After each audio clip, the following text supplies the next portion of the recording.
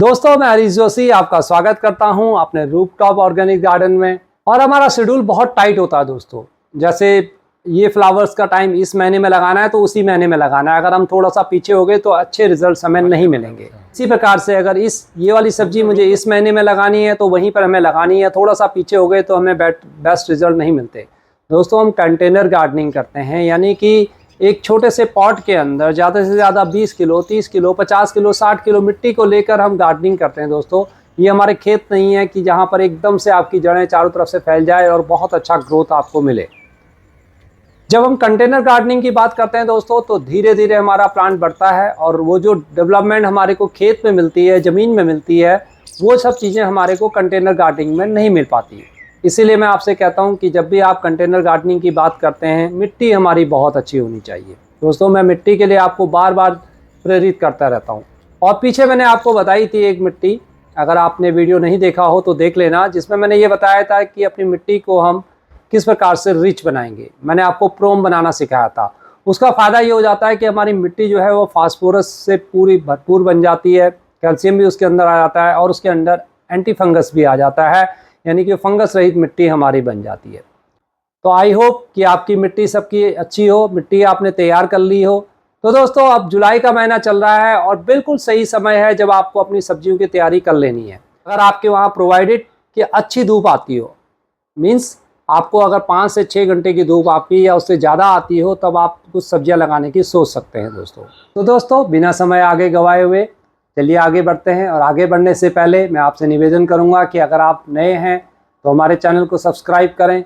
बहुत सारी information flower से लेके वेजिटेबल से लेके सभी प्लांट्स की लगभग मैं आपको जानकारी देते रहता हूँ। मिट्टी से संबंधित और भी बहुत सारी जो गार्डन से संबंधित हैं, वो सारी जानकारियाँ आपको हमारे थ्रू मिलेंगी। तो दोस्तों, वीडियो जब आपको अच्छी लगे तो ज़रूर लाइक करें। और अगर आप भी अपने कुछ कमेंट देना चाहते हैं या कुछ आपकी प्रॉब्लम्स हैं तो उनको भी ज़रूर लिखें। हम कोशिश करते हैं कि आपको उनका आंसर दे पाएँ। दोस्तों, जितनी भी आप ये बेल वर्गीय सब्जियां लगाएंगे, जो भी मैं अभी आपको बताऊंगा, आपका सबका प्रोसीजर एक ही है। इस वक्त अगर आप बेल वर्गीय सब्जी लगाना चाहते हैं और जो सबसे ईजी ग्रोइंग होता है, सबसे पहले मैं उसकी बात करूँगा। दोस्तों, सबसे ईजी ग्रोइंग जो होता है दोस्तों, वो होती है तोरी। दोस्तों, अगर आप नए हैं तो कोशिश करिए आप हाइब्रिड लगाएं। जब तक आप 3-4 साल का आपको अच्छा एक्सपीरियंस हो जाए तब तक आप हाइब्रिड को सीड्स को लगाने की कोशिश करें। देखिए, मैं ये वाले सीड्स लेके आता हूँ, मेरे को ये बेस्ट लगते हैं, अच्छे रिजल्ट मिलते हैं, सीड भी इजीली ग्रोइंग होते हैं। और ये ध्यान दीजिए, इसकी F1 जो क्वालिटी होती है ये बेस्ट होती है घिया, तोरी वगैरह सब चीज़ों के लिए। तो इस प्रकार से आप मार्केट से ये तोरी को ला सकते हैं। लेकिन जो मैं तोरी अपने घर पे लगाता हूँ दोस्तों, और ये लगभग हमारे 20-25 सालों से हम लगाते आ रहे हैं, और हर साल, हर 2 साल के अंदर हम इनके बीज अपने लिए रख लेते हैं। इस प्रकार के बीज इनके आते हैं काले, देखिए, एक तोरी को हम बचा के रख लेते हैं। तो इस प्रकार से भी आप लगा सकते हैं। इसके आपको बेस्ट रिजल्ट मिलते हैं जब आप अपने घर पर इस प्रकार से देसी तरीके से लगाते हैं, देसी बीजों को लगाते हैं, तो उसका उत्पादन भी आपको अच्छा मिलता है। लेकिन मैंने ये बोला कि अगर आप नए हैं तो अभी हाइब्रिड लगाइए, आपको जल्दी अच्छे रिजल्ट मिलेंगे और बहुत ज़्यादा आपको खाद डालने की आवश्यकता उसमें नहीं पड़ती है। तो तोरी बहुत ईजी ग्रोइंग है दोस्तों, ये बिल्कुल सही समय पर आप लगा सकते हैं इसको। इनको ओवरनाइट आपको बीजों को इस प्रकार से आपने बीज लेने हैं दोस्तों, और इनको ओवरनाइट किसी भी कटोरी के अंदर या किसी भी बर्तन में, इनको जितने भी आप लगाना चाहते हैं, कम से कम अगर आपको 4 प्लांट्स की आवश्यकता है तो आप 10 से 12 सीड्स लीजिए और इनको भिगो लें। ओवरनाइट भिगो लीजिए, सुबह मॉर्निंग में निकालें। जब निकालने के पश्चात उसमें अगर आपके पास कोई एंटी फंगस पाउडर है तो उसमें हल्का सा इसको मिला लें। अगर वो नहीं है तो थोड़ा सा हल्दी, हल्का सा गौमूत्र अगर आपके पास है, और अगर थोड़ा सा अगर आप इसमें लाल मिर्ची भी इसको मिला देंगे तो आपका ये सीड्स ख़राब नहीं होगा ज़मीन में। इससे क्या होगा कि इसमें जो ज़मीन में, मिट्टी में जो कीट होते हैं वो इसको खाएंगे नहीं, और मिर्ची के कारण तो बिल्कुल पास नहीं आते। गौमूत्र भी इसको बचाता है, इसी प्रकार से इसमें फंगस भी नहीं लगता। तो आपको 100% जर्मिनेशन रिजल्ट इसका मिलता है। तो ओवरनाइट आपने इसको भिगो लेना है। इसकी दोस्तों आपको पौध तैयार करनी है। डायरेक्ट रोपने के बजाय 4 से 6 इंची के गमले में 2-2 बीज लगाते हुए 3-4 जगह इनको लगा लें। और मिट्टी, जब इनकी सॉइल आप तैयार करेंगे बीज लगाने के लिए दोस्तों, जब मैं बीज की बात कर रहा हूँ, तो आप अपनी गार्डन सॉइल लीजिए 50%, एक उसमें थोड़ा सा भाग, 1-2 मुट्ठी, आप सिर्फ 1 मुट्ठी भी डालेंगे तो वो बहुत है। वर्मी कंपोस्ट या पुरानी गोबर की खाद, नई वाली अगर पुरानी है, बिल्कुल काली है, छनी हुई है, तब उसको डालिए, या वर्मी कंपोस्ट डालें, या दोस्तों अगर ये सब नहीं है आपके पास तो कुछ डालने की आवश्यकता नहीं है, आप अपने गार्डन की सॉइल भी ले सकते हैं और उसमें 1-2 मुट्ठी आप रेत की ज़रूर मिला दें, यानी कि 1-2 पार्ट रेत का मिला दीजिए और हल्का सा थोड़ा सा अगर आपके पास अवेलेबल है राइस हस्क या कोकोपीट जो उसमें मॉइस्चर बनाए रखेगा उसको मिला दीजिए। क्योंकि जब मिट्टी आपकी जब आप बीज लगाते हैं तो सारे दिन भर के अंदर ये जल्दी सूख सकती है, बीज आपके एकदम ख़राब भी हो सकते हैं, इसलिए थोड़ा सा मॉइस्चर बनाने के लिए उसमें कोकोपीट या राइस हस्क उसमें मिला दें। जितने भी आप ये बेल वर्गीय सब्जियां लगाएंगे इन सब की पौधा आपने इसी प्रकार से तैयार करनी है। लेकिन दोस्तों अगर अभी आपने कंटेनर अगर अपना तैयार कर लिया है, आपका बिल्कुल जो जिसमें आपने लगाने हैं वो तैयार है, तो आप डायरेक्ट सोइंग भी इनको कर सकते हैं। बहुत ईजी प्रोसेस है, आपको कुछ नहीं करना है। लेकिन सीड्स को जब आप लगाते हैं नीचे ज़मीन में डालते हैं उस वक्त आपको कुछ चीज़ों का ध्यान रखना होता है। दोस्तों अभी मैं बाकी सीड्स भी आपको बताऊँगा, लेकिन ये देखिए जैसे ये तोरी है दोस्तों, अगर आप तोरी को आप स्पेशली देखेंगे तो तोरी जो है एक साइड से थोड़ा सा गोल होती है और एक साइड से हल्की सी नुकीली होती है। जब आप इसको गौर से देखेंगे तभी आप डिफ्रेंशिएट कर पाएंगे।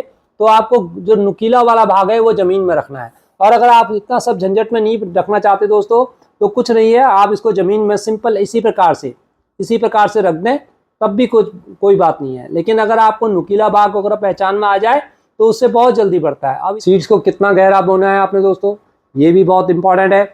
जब आप सीड्स लगाते हैं जो उसकी मोटाई है, अगर आप खड़ा करके लगा रहे हैं तो ये ध्यान दीजिए खड़ा करके इसकी लंबाई चौड़ाई कितनी है दोस्तों, इसकी जो लंबाई ऊंचाई और उससे थोड़ा सा ऊंचा वाला भाग इससे थोड़ा सा डबल या डबल से थोड़ा कम, उतना ऊपर से उसकी मिट्टी की लेयर बना दें। इतनी लेयर बना दें कि कोई चिड़िया वगैरह कोई इसमें चौंच मार के इसको नीचे तक ढूंढ ना पाए, इस चीज़ का ध्यान रखिए। अगर थोड़ा सा भी ये दिखेगा आपका सीड्स तो चिड़िया वगैरह इनको ईजिली ले जा सकती हैं और ये ख़राब भी बहुत जल्दी हो जाते हैं। तो थोड़ा सा ज़मीन में अंदर इसको जाने दें, आधा इंची के आसपास में आप इसको ज़मीन के अंदर डाल सकते हैं। इन चीज़ों का आप ध्यान रखेंगे तो आपके सीड्स बहुत ईजिली ग्रो होंगे दोस्तों। तो तोरी की बात हो गई दोस्तों। तो दोस्तों सारे सीड्स आपको लगभग इसी प्रकार से लगाने हैं, और जब ये इसमें 3-4 पत्तियाँ आपकी आ जाए गमले के अंदर तब आप इसको शिफ्ट कर सकते हैं। या आपका कंटेनर थोड़ा सा बड़ा है तब आप उसको थोड़ा देर के बाद भी शिफ्ट कर सकते हैं। अलग अलग तरीके से आप कर सकते हैं, लेकिन जब शिफ्ट करेंगे पूरा आराम से उसको उल्टा करिए, हल्का सा थपथपाएं और पूरा मिट्टी के सहित पूरा रूट बॉल जो बना हुआ होता है उसके समेत उसको उसमें डालें तो आपका प्लांट शॉक में नहीं जाएगा। अदरवाइज़ क्या होगा दोस्तों, अगर आप उसको जड़ समेत ऐसे ही निकाल देंगे तो वो दोबारा से सेट होगा, हो सकता है प्लांट आपका मर भी जाए, बारिश आ जाए, ज़्यादा पानी हो जाएगा, फिर वो मर सकता है। तो इस चीज़ का भी आपने ध्यान रखना है। बहुत ज़्यादा जब बारिश हो रखी हो, बहुत मिट्टी जब गीली हो रखी हो दोस्तों, तब उस टाइम पर आपने इनको शिफ्ट नहीं करना है, इस चीज़ का भी आप ध्यान रखें। तो दोस्तों ये तोरी की बात हो गई। इसके बाद जो आप नेक्स्ट सब्जी अगर आप लगाएंगे वो होगी दोस्तों बोटल गार्ड, जिसको हम घिया के नाम से जानते हैं दोस्तों। ये देखिए ये दोनों गोल घिया भी आती है और लंबी वाली भी घिया आती है दोस्तों, ये आपके ऊपर है। इसको भी देसी के रूप में लगाएंगे तो बहुत अच्छा है। अगर आप इस प्रकार से हाइब्रिड लगाना चाहते हैं जैसे मैं ये लगाता हूँ, और मैं जो ये सीड्स लेता हूँ दोस्तों ये है हमारा ओमेक्स, ये देख रहे हैं आप ओमेक्स वाला। मैं अगर आप चाहे तो इनको आप ऑनलाइन भी मंगा सकते हैं, मैं इसका नीचे डिस्क्रिप्शन में आपको दे दूंगा, ये इजीली आपको मिल जाते हैं। लेकिन ध्यान रखिए कि दुकानदार मेरे को शायद मैंने इससे पूछा था कि आप ऑनलाइन भेजेंगे तो वो कह रहा था कि एक पैकेट हम नहीं भेजेंगे, कम से कम आपको 200-300 रुपये का आसपास में सीड्स खरीदने होंगे। तो आप यानी कि एक पैकेट लगभग 40 रुपये का आता है, मैंने 40 रुपये का लेके आया था और मैंने बहुत सारे अपने फ्रेंड्स को भी देता हूँ ये। तो ये देखिए बोटल गार्ड, ये दोनों ही मैं लगाता हूँ, आपको जो पसंद है आप उसमें से ये लगा सकते हैं।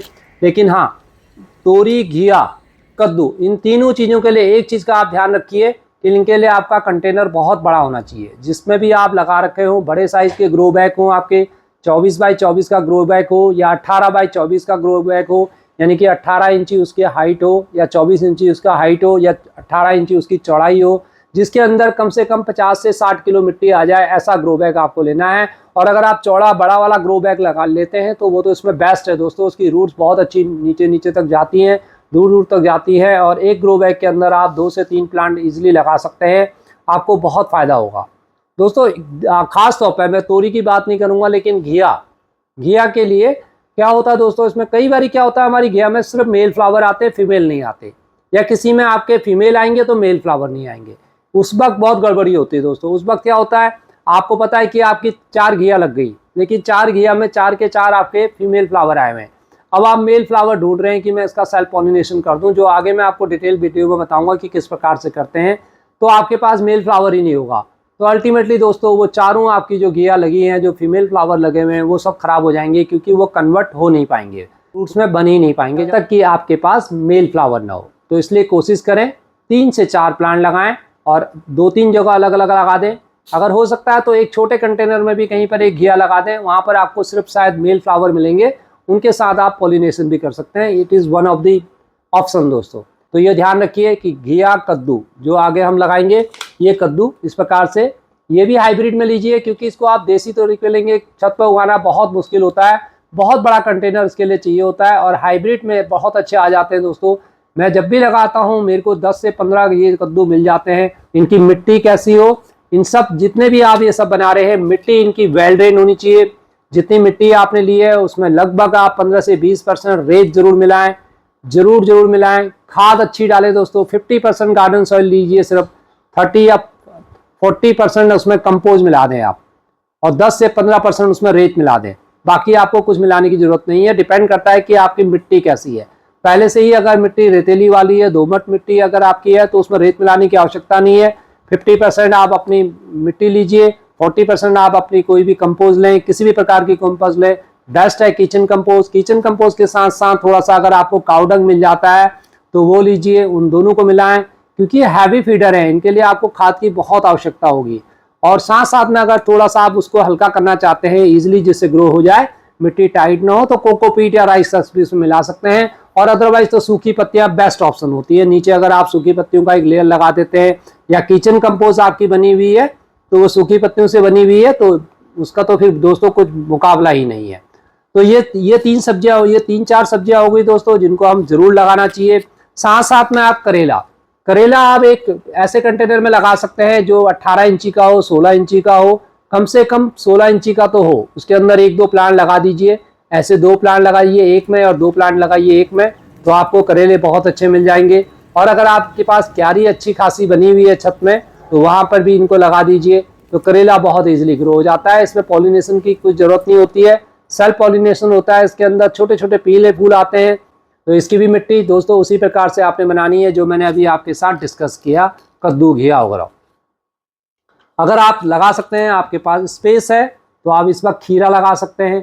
अच्छी उत्पादन हो जाता है इसका, बहुत अच्छा रिजल्ट मिलता है। लेकिन खीरा के साथ एक ध्यान रखना दोस्तों, जब आपका प्लांट बड़े होने लगता है तो इसमें बहुत जल्दी फंगस आ जाता है रूट्स में।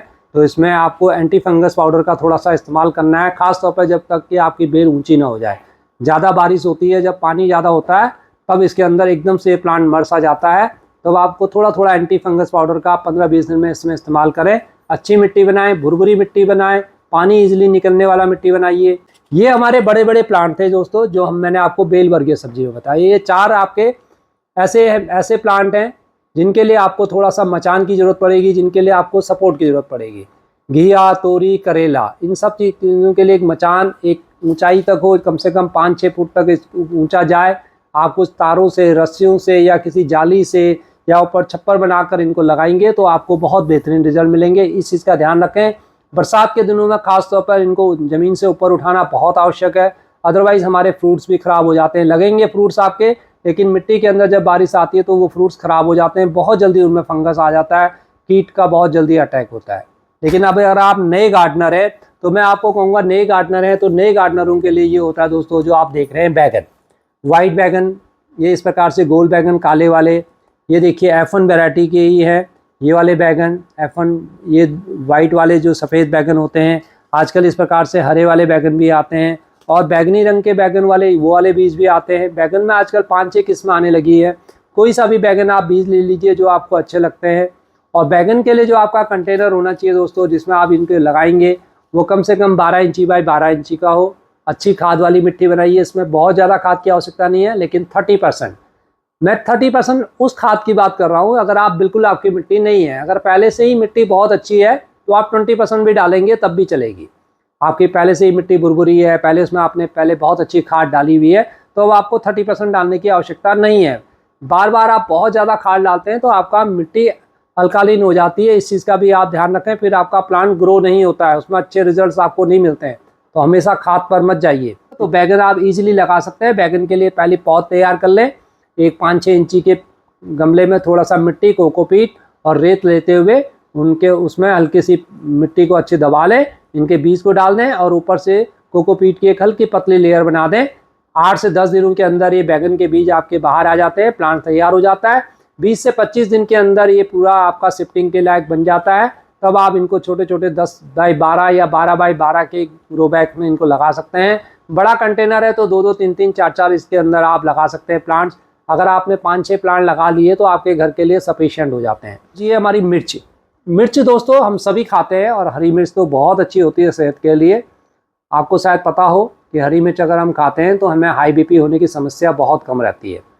तो मिर्ची को आपको अगर आप सहन कर पाते हैं, खा पाते हैं, तो मिर्ची हरी मिर्ची के रूप में हमें लाल के बजाय हरी मिर्ची खानी चाहिए। और सब्जी में भी अगर आप हरी मिर्ची का इस्तेमाल करें तो बहुत अच्छा है। कलर पर मत जाइए, आप सिर्फ हरी मिर्ची काट के अपनी सब्जियों में डालिए, आपको अच्छा, आपकी सेहत के लिए भी अच्छा है। और ऑर्गेनिक रूप से सब्जियां, हरी मिर्च तो घर में ईजिली ग्रोथ हो जाती है। मिट्टी जैसे आपने बैगन की बनाई थी उसी प्रकार से इसकी मिट्टी बनानी है, उसी प्रकार से इसकी पौध बनानी है दोस्तों। बहुत ईजी ग्रोइंग होता है। इसको उगाने के लिए आप 10 बाई 10 का कंटेनर ले सकते हैं, 10 बाई 12 का ले सकते हैं, 12 बाई 12 का ले सकते हैं, 12 बाई 15 का कंटेनर आता है। छोटे छोटे ग्रो बैग्स ले सकते हैं, छोटे छोटे पॉट्स में लगा सकते हैं।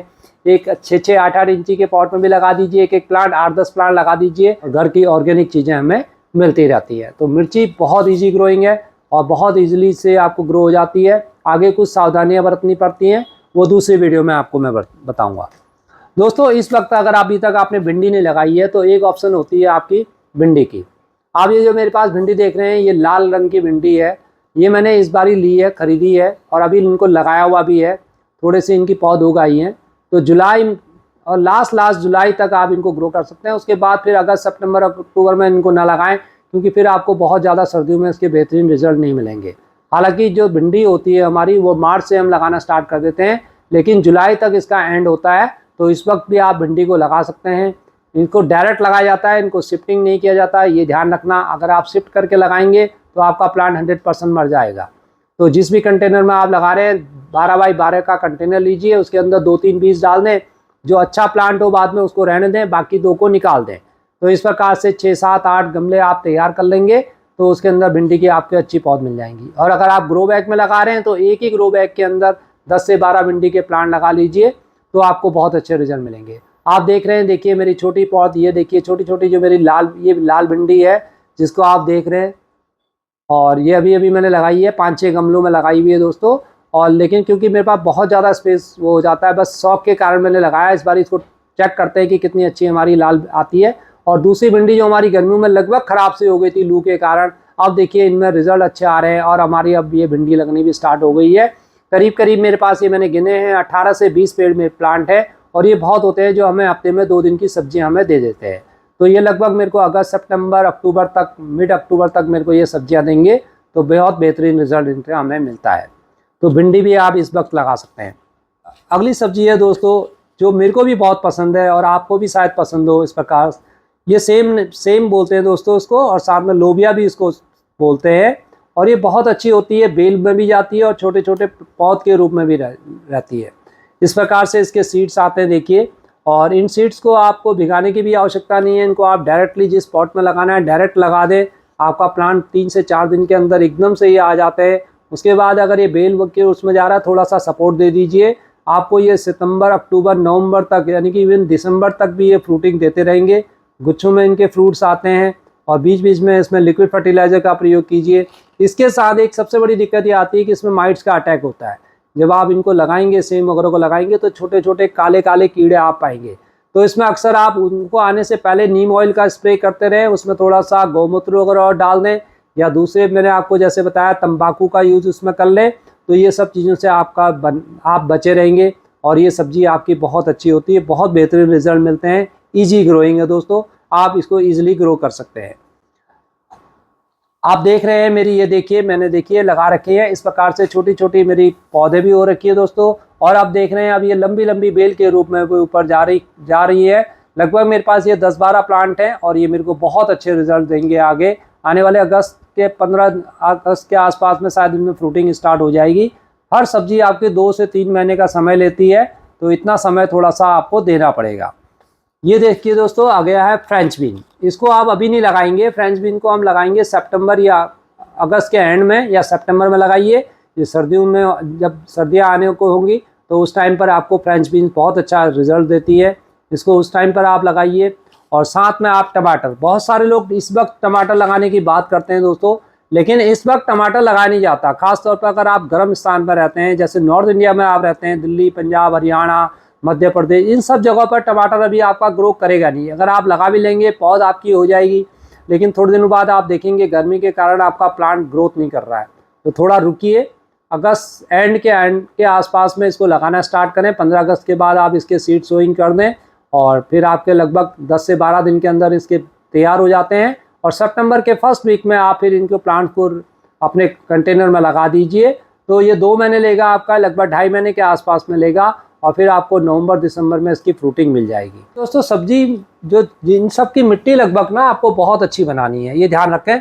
मिट्टी वेल ड्रेन होनी चाहिए, कहीं भी बिल्कुल भी पानी आपका नहीं रुकना चाहिए, इस चीज़ का ध्यान रखें। तो आप अपने प्लांट को लगा लेते हैं, इतना मैं आपको बता दूं कि 30 दिन तक आपको कोई भी फर्टिलाइजर उनको नहीं देना है। जो आपने दिया हुआ है वो सफिशिएंट है। उसके बाद जब हम इसको जो भी देंगे फर्टिलाइजर उसके अंदर वो ऑलरेडी होगा, बस हम उसका ग्रोथ के लिए, उसको ताकत के लिए, उसको एक बूस्ट करने के लिए प्लांट को, वो हम उसको लिक्विड फर्टिलाइजर देते रहेंगे। जैसे हम रोटी खाते हैं तो साथ साथ में बूस्ट के लिए कुछ फ्रूट्स लेते हैं या दूध वगैरह पीते हैं, उसी प्रकार से प्लांट्स को कुछ हम लिक्विड फर्टिलाइजर देते रहेंगे, कुछ हम इनका स्प्रे करेंगे। दोस्तों ये थी आज की एक डिटेल इन्फॉर्मेशन। आई होप कि आपको वीडियो जरूर पसंद आएगी। सोचिए मत दोस्तों, थोड़ा सा ट्राई करिए, ग्रो बैग लाइए, खरीदिए अगर आपके पास थोड़ा सा है, थोड़ा सा मिट्टी अरेंज करें, गार्डनिंग करना स्टार्ट करें। सिर्फ वीडियो देखने से नहीं है दोस्तों, कुछ करना पड़ेगा आपको, थोड़ा सा मेहनत करनी पड़ेगी।